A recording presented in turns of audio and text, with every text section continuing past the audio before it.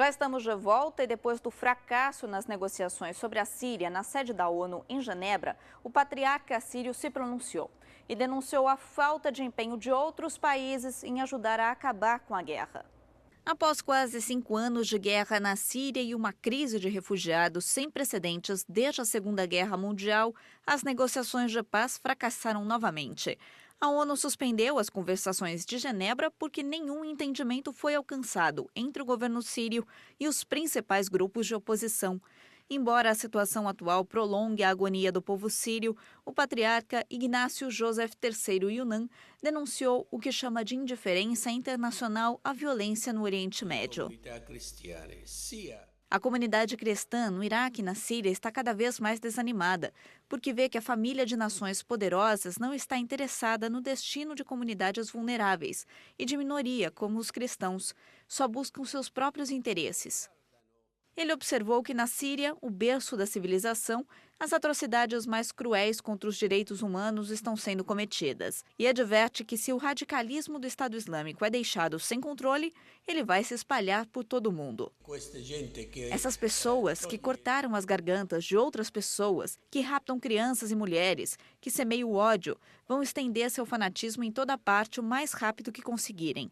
Por essas razões, o patriarca é a favor de uma intervenção para deter o derramamento de sangue. Ele acredita que a intervenção do exército russo foi menos um movimento a favor de Assad e mais para ajudar o povo sírio.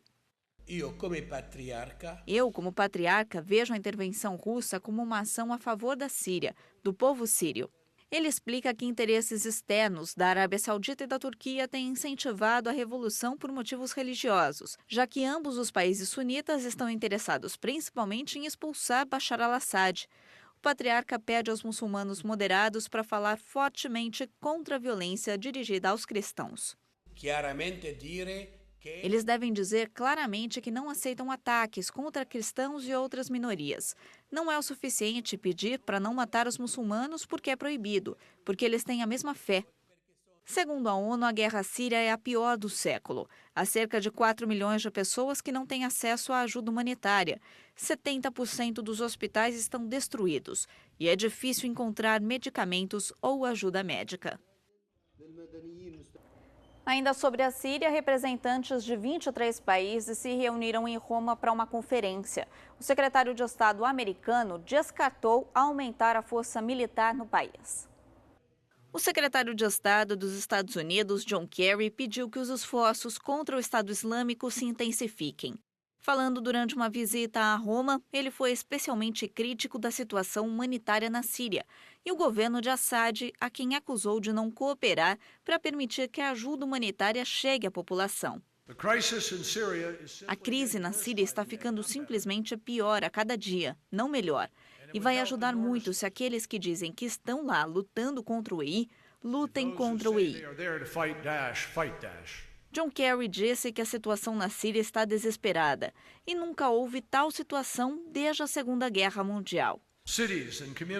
As cidades e comunidades em toda a Síria estão cercadas e elas estão especificamente proibidas pelo regime de Assad de receber os suprimentos e o apoio que precisam para sobreviver. Outras residências são descritas por testemunha ocular como esqueletos andando. As pessoas que vi nessas condições estavam em campos de concentração após a Segunda Guerra Mundial.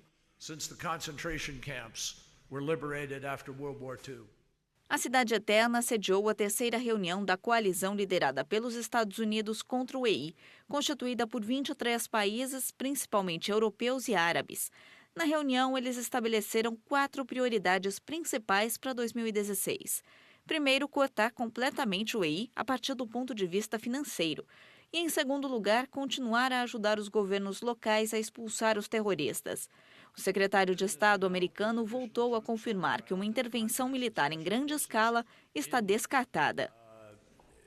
O presidente, como vocês sabem, colocou tropas adicionais nas forças especiais da Síria.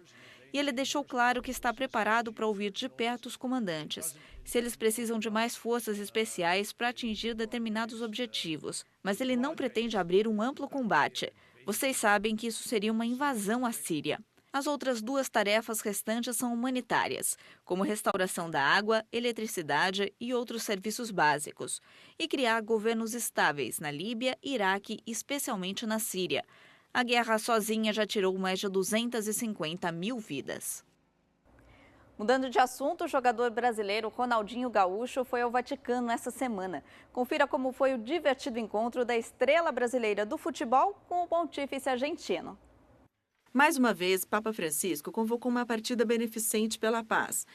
O jogador da Costa Rica, Brian Ruiz, e o astro de futebol brasileiro, Ronaldinho, participaram da apresentação do evento. Ronaldinho foi acompanhado por vários parentes que saudaram o Papa antes dele ser bombardeado com perguntas. Papa Francisco disse que deve-se fazer 2 perguntas ao brasileiro. A primeira parte da conversa não se sabe, mas a resposta foi a seguinte. É água? Não, é água. E a segunda pergunta não foi menos comprometedora.